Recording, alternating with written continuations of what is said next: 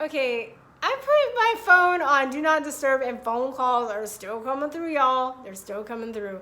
I'm just gonna put this as a part 2 because I don't feel like editing. I don't have time to edit today. I don't want to get this up today. So this is gonna be part 2. But yeah, I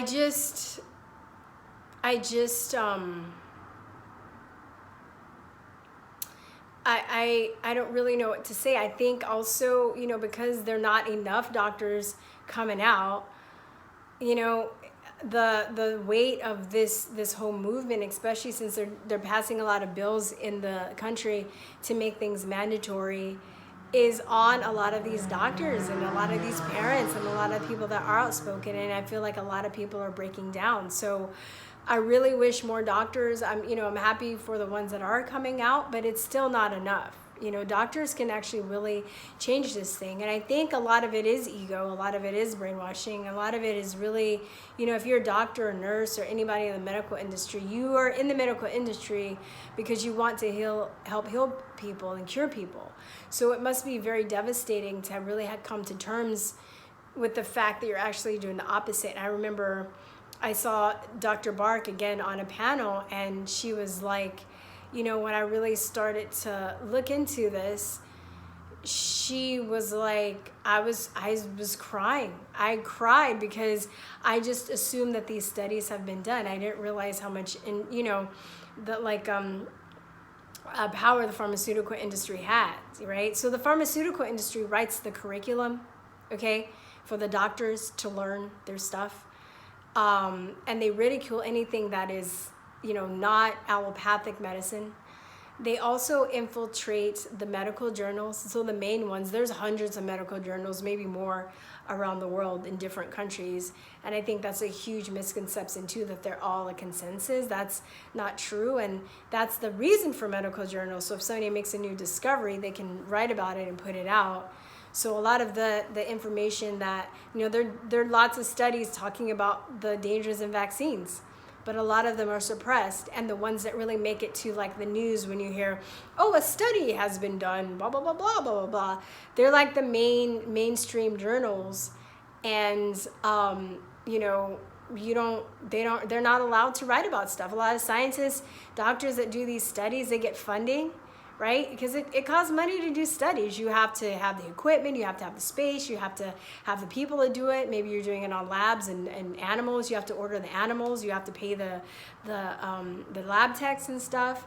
And then, then you got to get paid yourself because it's a lot of work. So, you need money to do this. Like studies don't grow on trees, y'all. You need money to do this. So, sadly enough to say, the pharmaceutical industry funds most of these studies, and if they are critical about anything against the pharmaceutical industry, they don't get their money, right? Or even worse than that, they'll even get their career ruined.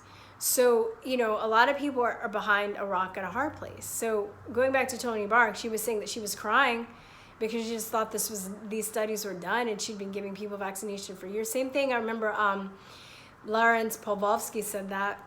Same thing, that he was crying. There's another doctor named Dr. Zajac. I don't know if I'm saying his name right.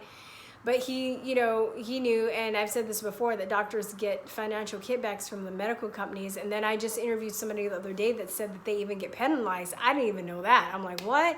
For not giving vaccinations.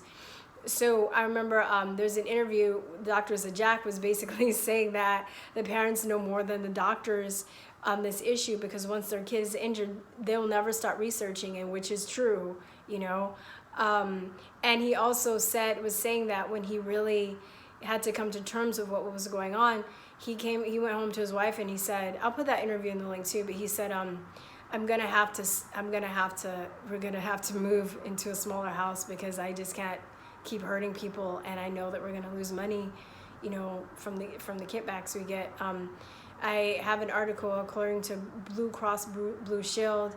The doctors get $400 per year per patient if they're fully vaccinated, and 63% of their practice has to be vaccinated.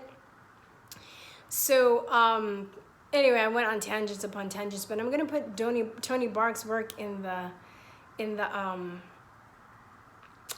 links. My love and light goes out to her and her family and all her friends that are missing her so much. And I'm so sad I never got to meet her. My heart just broke yesterday. Like, I was upset, and I felt bad for being upset, because it was like, I don't know her. Like, I shouldn't be this sad. Like, I shouldn't. But so I'm just like, if I never met her, like I said, I know people that are they're just probably devastated. And you can tell that the way they look at her and talk about her, they just love her. She just seems like she was just such a lovely person. And whatever she was going through, I'm glad she's not suffering. And I like to think, especially since we're in a war, I believe we're in a spiritual war, that she's gone to the other side to help. So she's a warrior that's on the other side to help. I really want to get like a psychic or a Ouija board and be like try and contact her. I'm not going to do that. I know somebody's like, that's just what you anti-vaxxer would do. You would do something like that because you're anti-science. Like, okay, whatever. But yeah, I'm gonna put her stuff. I want her work to live on, and I haven't talked about her a lot on this channel, but I want, if I have some people now that are pretty interested in knowing more about vaccines, and if you don't know about her, please look at her. She's amazing, she's brilliant, and she's funny. Like, when she gives lectures, she's a very palatable and very easy person to listen to. And yeah. All right, guys, that's it. Peace and love. Bye-bye. Mwah.